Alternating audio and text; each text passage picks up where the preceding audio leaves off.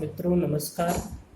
मैं डॉक्टर ब्रजेश कुमार पांडे, शासकीय रामानुज प्रताप सिंह देव स्नातकोत्तर महाविद्यालय, बैकुंठपुर, जिला कोरिया, छत्तीसगढ़।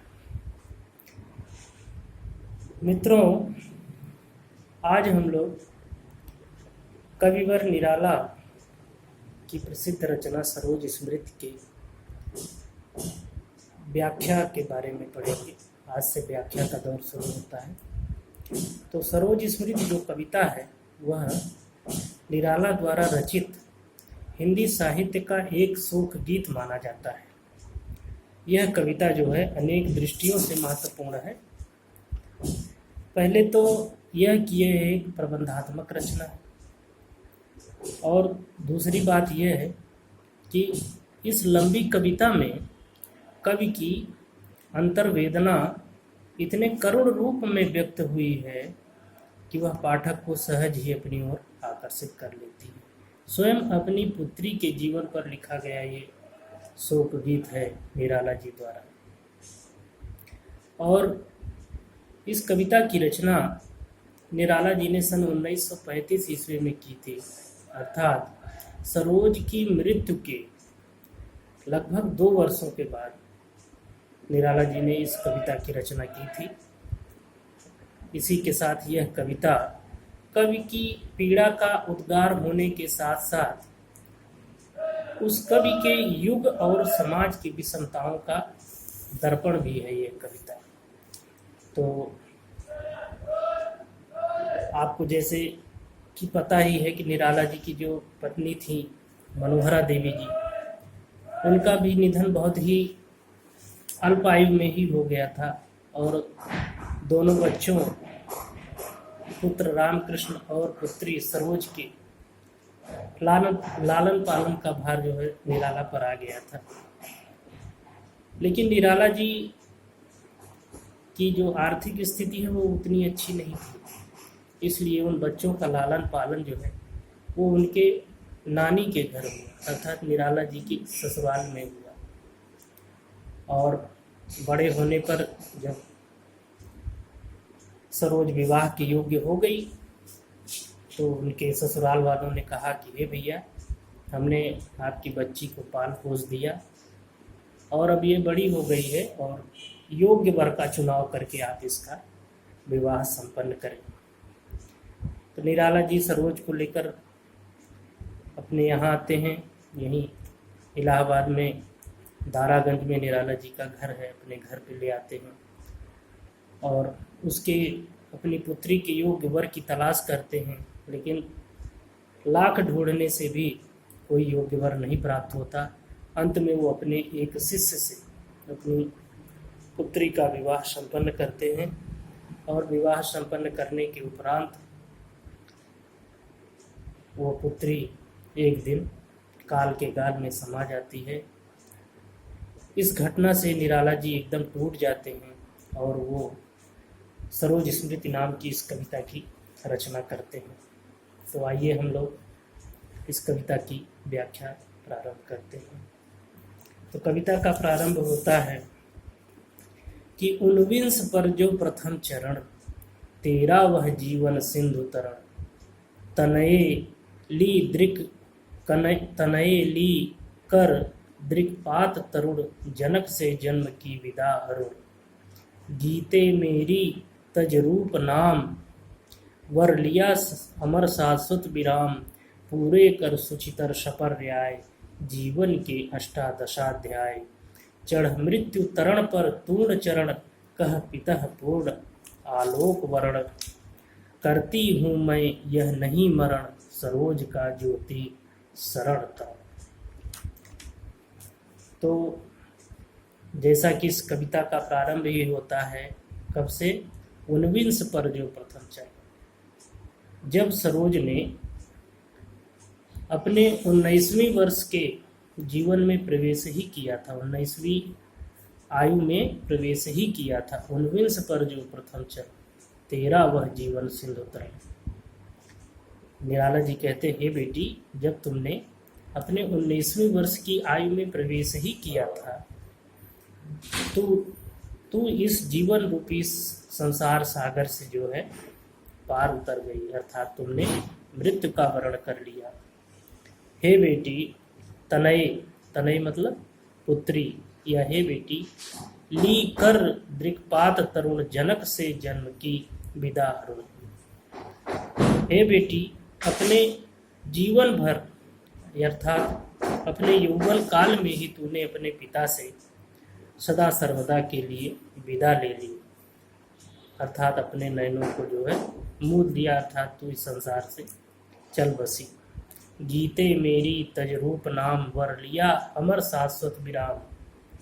ओ मेरी गीते, सरोज को गीते कहकर पुकारते हैं निराला जी, ठीक है ना। तो ओ मेरी गीते, समस्त भौतिक नाम और रूपों के बंधनों को तोड़कर तुमने शाश्वत अमर मृत्यु का जो है वर्ण कर लिया है, और पूरे कर सुचितर सफर र्याय जीवन के अष्टादशाध्याय। सुचितर माने पवित्र, और तूने अपने जीवन के 18 वर्ष सब प्रकार की सफलताओं के साथ पूरे किए। इसके बाद जैसे ही यह कहकर कि तू मृत्यु रूपी नाव पर सवार हो गई, कि क्या कहकर सवार हो गई, पूरे कर सुचितर सफर र्याय जीवन के अष्टादशाध्याय, जीवन के 18 जो वर्ष थे, अष्टादशाध्याय माने 18 अध्याय, इसको तुम पूर्ण करके चढ़ मृत्यु तरण पर तूर्ण चरण कह पिता पूर्ण आलोक वर्ण करती हूँ मैं यह नहीं मरण सरोज का ज्योति शरण था। तो अपने जीवन के 18 वर्ष सब प्रकार की सफलताओं से पूर्ण करते हुए तुम जैसे मानो यह कह करके चली गई हो कि हे पिता, आज मैं पूर्ण आलोक का वर्ण कर रही हूँ, अर्थात मेरी जो प्राण ज्योति है वह इस महाज्योति में विलीन हो रही है। इससे आप अपनी सरोज की मृत्यु न कहें, ठीक है ना, बल्कि मुक्ति के लिए अमर ज्योति की शरण में, ठीक है ना, सरोज का ज्योति शरण तरण, बल्कि सरोज का मुक्ति के लिए अमर ज्योति की शरण में महाप्रयाण कहें। इस प्रकार का वर्णन निराला जी करते हैं। और इन पंक्तियों में अनेक स्थलों पर अब तक देखा है हमने रूपक अलंकार का जो है बहुत अच्छा प्रयोग किया है निराला जी ने। और अब आगे बढ़ते हैं और कविता की अगली पंक्तियों की तरफ बढ़ते हैं। अशब्द अधरों का सुना भाष, अशब्द, अशब्द मतलब मौन शांत, अशब्द अधरों का सुना भास, भास माने वाणी, मैं कभी हूँ पाया है प्रकाश, मैंने कुछ अहरह रह निर्भर ज्योतिष तरणा के चरणों पर। ज्योतिष तरणा माने सरस्वती। तो कवि कहता है अशब्द अधरों का सुना भास। कवि जो है अपनी व्यक्तिगत स्थिति को स्पष्ट करते हुए कहता है कि मैं मौन अधरों और वाणी वाला एक कवि हूँ, सृजनकर्ता कवि हूँ। दिन रात माँ सरस्वती के चरणों में बैठकर मैंने अपनी अंतरात्मा में प्रकाश की कुछ किरणें प्राप्त की हैं। ज्योतिष तरणा माने सरस्वती के चरणों में बैठ करके मैंने प्रकाश की कुछ किरणें प्राप्त की हैं। जीवित कविते, ओ मेरी जीवित कविते, जीवित कविते सत सत जर्जर छोड़कर पिता को पृथ्वी पर, तू गई स्वर्ग क्या यह विचार, जब पिता करेंगे मार्ग पार, यह अक्षम अति तब मैं सक्षम, तारूंगी कर गह दुस्तर तब। ठीक है ना।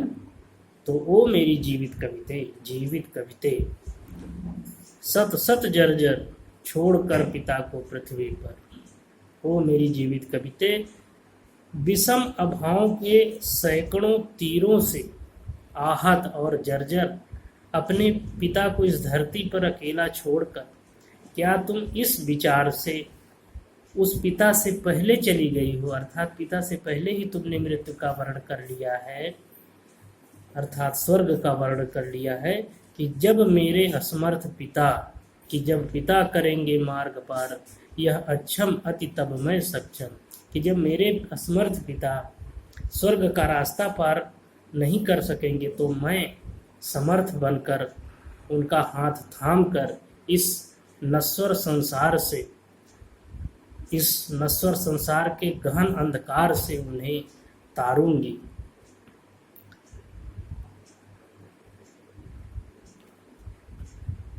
तारूंगी कर गह दुस्तरतम, कहता तेरा प्रयाण सविनय, कोई न अन्यथा भाव उदय, श्रावण नभ का स्तब्धांधकार, शुक्ला प्रथमा कर गई पार। तेरा कभी आगे कहता है, तेरा यह जो नम्रता भरा पूर्ण प्रस्थान था, यह इस ओर ही इशारा करता है कि अन्य कोई भी इसका भाव संभव नहीं है। इस विचार और भाव से तू सावन की शुक्ला प्रथमा तिथि को, सावन के शुक्ल पक्ष की 2 तिथियां होती हैं, शुक्ल पक्ष और कृष्ण पक्ष, ऐसा तू विचार कर कि जब मेरे पिता इस नश्वर संसार को छोड़ेंगे तो मैं उन्हें स्वर्ग में उनकी सहायता करूंगी और उनका हाथ पकड़ करके उन्हें इस नश्वर संसार से मुक्ति प्राप्त प्रदान करूंगी।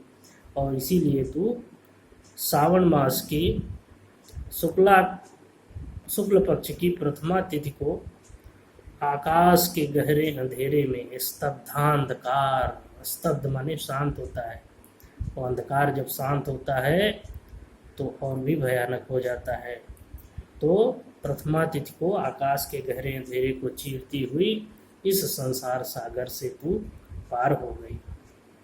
इस पद में देखिए कवि ने अपने निजी जीवन की विशेषताओं को बताया है और अपनी पुत्री को जीवित कविते कहा है निराला जी ने।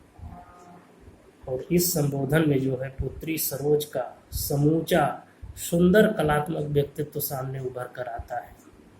तभी तो उनकी मृत्यु कवि को इतना अधीर कर देती है कि उससे भी बहुत दुखी हो जाते हैं और सरोज स्मृति जैसी कविता लिखने की ओर प्रवृत्त होते हैं। मित्रों, आज इतना ही। इसके आगे अगले वीडियो में मैं आपको जानकारी प्रदान करूंगा और अगले वीडियो में आगे की व्याख्या की जाएगी। बहुत बहुत धन्यवाद।